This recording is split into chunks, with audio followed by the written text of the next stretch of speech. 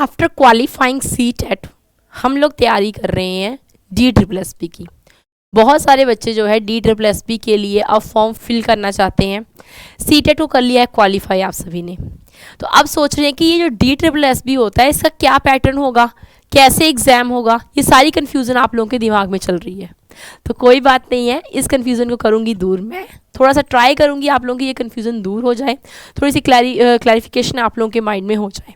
तो स्वागत है सभी का टीचिंग एग्जाम रिजल्ट गुरु पर। This is Niharika guys, and आप लोगों के लिए बहुत इंपॉर्टेंट हो जाएगी ये वाला सेशन, बहुत इंपॉर्टेंट है, ये अपडेट बहुत इंपॉर्टेंट है आप लोगों के लिए। आ जाइएगा, जल्दी समझिएगा DSSB है क्या।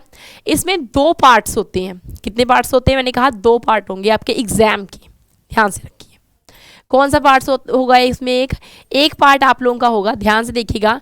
इसमें गाइज आप सभी का एक पार्ट होता है, एक पार्ट ए होगा, और दूसरा पार्ट कौन सा हो जाएगा आपका? इसमें हो जाएगा पार्ट बी। अब पार्ट ए क्या है और पार्ट बी क्या है, एग्जाम कितने मार्क्स का होगा, आप लोगों के दिमाग में ये चीज़ चल रही है। तो सबसे पहले बता दूं मैं, आप लोगों का जो एग्जाम होता है वो होता है 100 मार्क्स का पार्ट ए में, और 100 मार्क्स का होता है पार्ट बी में। पीजीटी की बात में करूंगी मैं, बट मैम टोटल कितने नंबर का ये पेपर होगा? DSSB में आपका जो पेपर होगा गाइज, ये हो जाएगा आपका 200। ठीक है, ये पेपर कितने मार्क्स का होगा? 200 मार्क्स का होगा। पार्ट ए आपको कितने मार्क्स का होगा? आपका ये होगा 100 मार्क्स का। और पार्ट बी कितने मार्क्स का होगा? तो मैम ये भी हो जाएगा हमारा 100 मार्क्स का, और 100 प्लस क्या हो गए? 200 हो गए। ठीक है, बट बात होती है कि पार्ट ए में मैम क्या आएगा, कौन कौन से सब्जेक्ट आएंगे। अब आप लोगों के दिमाग में ये भी आ सकता है, क्या मैम ये जो पेपर है ये अलग अलग होता है, पार्ट ए किसी और दिन, पार्ट बी जी नहीं, ऐसा कुछ नहीं है। पार्ट ए और पार्ट बी आपका एक ही दिन होगा, मतलब ये पेपर एक ही दिन होने वाला है, समझ लीजिएगा। दोनों पार्ट एक ही दिन होंगे, और ये पेपर डिवाइड होता है पार्ट ए और पार्ट बी में। इतना आप सभी को समझ लग गई होगी।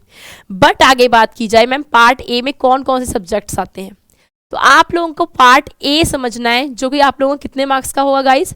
मैम ये जो हमारा पार्ट ए होगा ये हमारा होगा 100 मार्क्स का है। तो अब बता दीजिए इसमें कौन कौन से सब्जेक्ट्स आते हैं, है ना, ये पहले बता दीजिए। तो पार्ट ए आपका जो होता है ये होता है आपका जर्नल पेपर। ये समझिएगा, इस चीज़ को समझना बहुत इंपॉर्टेंट है। ये जो जर्नल पेपर होता है ये आपके सभी के लिए है। पार्ट ए जो है आपका सभी के लिए है, चाहे वो केवीएस आपका, सॉरी माफ़ कीजिएगा, केवीएस के मेरे मुंह से निकल गया, केवीएस में भी जनरल पेपर होता है, तो DSSB में भी आपका जनरल पेपर होगा।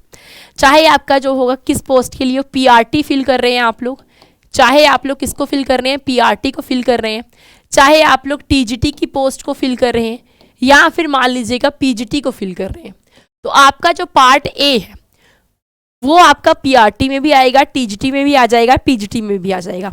अब चेंजेस क्या आएंगे वो बताऊंगी। ये 100 मार्क्स आपके कॉमन रहेंगे, PRT के लिए भी है, TGT के लिए भी, और PGT के लिए भी।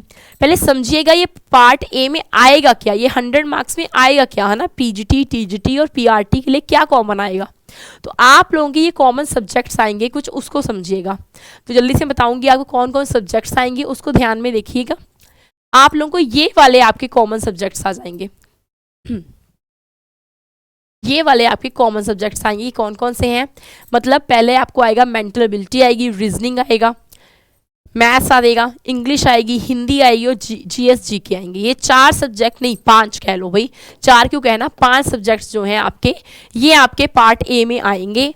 और ये पार्ट ए आपका PRT में पूछा जाएगा, TGT में पूछा जाएगा, PGT में भी पूछा जाएगा। है क्या? ये जर्नल पेपर है। पार्ट ए हमारा किसके लिए होता है? जर्नल पेपर के लिए होता है। तो ये 5 के 5 सब्जेक्ट्स आपको पढ़ने होंगे DSSB में, जर्नल पेपर को आपको अच्छे तरीके से करने के लिए। और ये कितने नंबर का है? 100 मार्क्स का है। और 20 क्या होंगे आपके?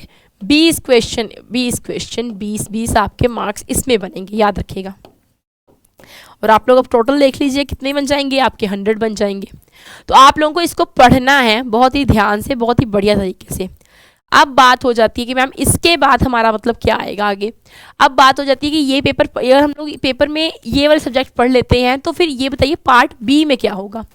पार्ट बी आपको मैं बता दूं, ये आपका जो होगा PRT के लिए अलग हो जाएगा, पार्ट बी आपका चेंजेस आएंगे, टीजीटी के लिए अलग चेंजेस आ जाएंगे, पार्ट बी में आपके पीजीटी के लिए अलग चेंजेस आ जाएंगे। अब पार्ट बी में मैम पीआरटी, टीजीटी, पीजीटी के लिए क्या आएगा, जो बच्चों ने फिल किया होगा फॉर्म पीआरटी के बेसिस पर, तो आपको बेटा टीचिंग एप्टीट्यूड पूछा जाएगा। 100 मार्क्स का जो आपका होगा पेपर होगा, ये सारा टीचिंग पर आएगा, ठीक है। और टीजीटी के आपके सब्जेक्ट कंसर्न्ड आ जाएंगे, जैसे बच्चों ने इंग्लिश टीजीटी फिल किया, आप लोगों ने इंग्लिश टीजीटी फिल किया, एसएसटी फिल किया है, साइंस फिल किया, मैथ्स के लिए फिल किया, मैथ्स की टीजीटी की पोस्ट के लिए फिल किया, पीजीटी में आप लोगों ने इसके लिए मतलब अलग अलग पोस्ट के लिए फिल किया, इंग्लिश के लिए अलग अलग सब्जेक्ट के लिए आप लोगों ने फिल किया हुआ है, मैथ्स के लिए फिल किया हुआ है, साइंस के लिए फिल किया है, एसएसटी के लिए फिल किया है। तो पीजीटी का आपका पेपर अलग हो जाएगा, टीजीटी का अलग हो जाएगा, ठीक है। और पीजीटी का भी आप लोगों को ध्यान देना कि आप लोगों का पेपर कितने मार्क्स का होगा, तो आप लोगों का पेपर यहाँ पर 200 मार्क्स का हो जाएगा पीजीटी का, सब्जेक्ट कंसर्न्ड वाला अलग से ही। अब बारी आ जाती है कि मैम ये तो पता लग गया आपको पार्ट ए जो है वो कॉमन रहेगा टीजीटी पीजीटी और पीआरटी के लिए आपका जो पार्ट ए है वो कॉमन है, बट पार्ट बी आपका अलग हो जाएगा, टीजीटी के लिए अलग, पीजीटी के लिए अलग और पीआरटी के लिए आपका अलग है। दिस मच इज क्लियर, यहाँ तक क्लियर हुआ होगी बात आपको। अब बात हो जाती है कि मैम ये बता दीजिए कि इसके लिए बेस्ट बुक्स कौन सी हैं। हमको अब करनी है तैयारी, हमको पता लग गया कि टीजीटी के लिए हम लोग जा रहे हैं, मतलब अब हम लोगों ने टीजीटी इंग्लिश के लिए पोस्ट को फिल करना है। जो बच्चे चाहते हैं पीआरटी के लिए फिल करना चाहते हैं, या फिर आप लोग चाहते हैं पीजीटी के लिए आप एसएसटी को फिल करना चाहते हैं, ऐसी पोस्ट आप लोग फिल करना चाहते हैं, आने वाले नोटिफिकेशन जब भी आउट होगा आप लोगों ने फिल करना है उन वैकेंसीज को। बट बुक्स भी बताइए, हम लोग तैयारी करेंगे, अभी से तैयारी करेंगे, तो बेस्ट बुक्स बता दीजिए। तो बेस्ट बुक्स आप लोगों की सबसे पहली बात आती है, जब भी गाइज आप लोग तैयारी करते हैं टीचिंग एग्जाम्स की, टीचिंग से रिलेटेड आप लोग कोई भी पोस्ट को फिल करते हैं, तो एक बुक आप लोगों को पढ़नी ही चाहिए, दैट इज़ एनसीईआरटी। मैं किसी राइटर का नाम नहीं लूँगी, बट मैं सीधी सीधी आपको एक बुक मेंशन करती हूँ, एनसीईआरटी। इससे बाहर कुछ भी नहीं, ये याद रखो। एनसीईआरटी अपनी पक्की कर लीजिए। जो बच्चे टीजीटी के लिए जाना चाहते हैं, आप लोग 5वीं से, मैं कहती हूँ छठी से नहीं, 5वीं से लेकर या 6वीं क्लास की आप लोगों ने 6th ग्रेड से लेकर 8वीं तक की अपनी जो है एनसीईआरटी टीजीटी के लिए अपनी पोस्ट के लिए पक्का कर लीजिए। इतनी क्लास की आपने एनसीईआरटी पढ़ लेनी है अच्छी तरह से। फिर बात की जाती है अगर मैम पीजीटी के लिए फिल करना है, तो जो आपकी एनसीईआरटी होती है 10 से लेकर 12 तक की, ठीक है। यहाँ पर आप 9th भी जोड़ लीजिए, 9th के लिए भी टीजीटी आप लोग कर सकते हैं, ठीक है, बुक ले सकते हैं।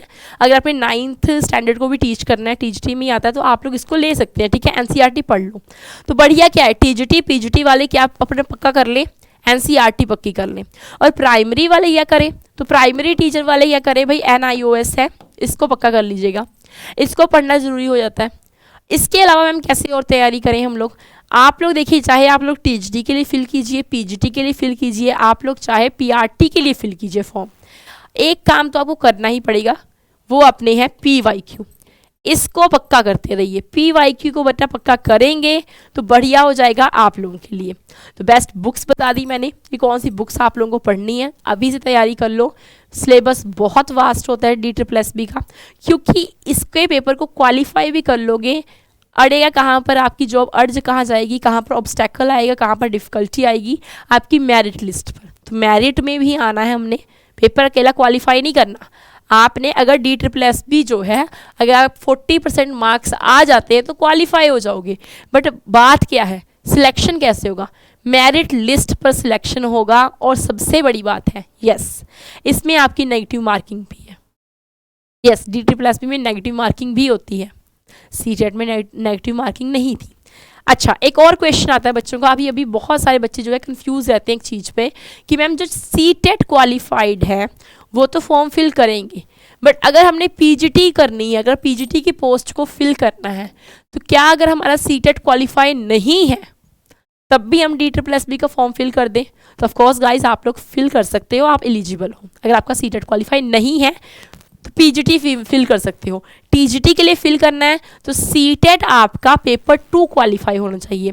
पीआरटी में अगर आपने फिल करना है पेपर 1 सीटेट का क्वालिफाई होना चाहिए, ठीक है। अगर आपका इसके अलावा कोई और क्वेश्चन है तो आप लोग मुझे जो है कमेंट्स कर सकते हैं और कमेंट्स में आप लोग पूछ सकते हैं।